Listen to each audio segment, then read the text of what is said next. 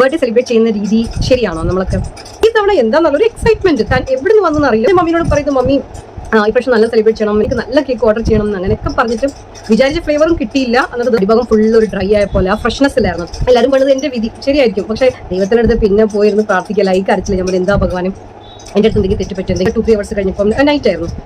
Just Premanand ഒരു ഗുരുജി ഉണ്ട്, ആ ഗുരുജി പറയാണ് ഹാപ്പി ബർത്ത്ഡേ ഇങ്ങനെ സെലിബ്രേറ്റ് ചെയ്യേണ്ടത്. ഞാൻ സെർച്ച് ചെയ്യാനോ ഒന്നും പോയില്ല. ഞാൻ വേറെ എന്തൊക്കെയോ വന്നു. നിങ്ങളുടെ അടുത്തൊരു 5,000 rupees ഉണ്ടെങ്കിൽ അനാഥാശ്രമോ വൃദ്ധാശ്രമോ പോയിട്ട് ഒരു ഡ്രസ്സോ 2 ഡ്രസ്സോ കുറച്ച് ഫുഡൊക്കെ വാങ്ങിക്കൊടുക്കുക.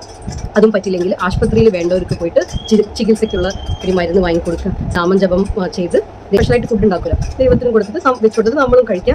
അത് മതിയെന്ന്. അതാണ് റിയൽ ഹാപ്പി ബർത്ത്ഡേ തന്നെ ഗുരുജൻ. അതേ സമയത്ത് ആക്ച്വലി കേക്ക് വരുന്നതിന്റെ മുന്നേ പഴയപ്പുണ്ട്.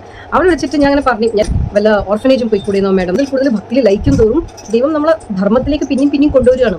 ആവശ്യമുള്ളവർക്ക് ഏതെങ്കിലും രീതിയിൽ ഹെൽപ്പ് ചെയ്യുക, ക്യാഷ് ഉണ്ടെങ്കിൽ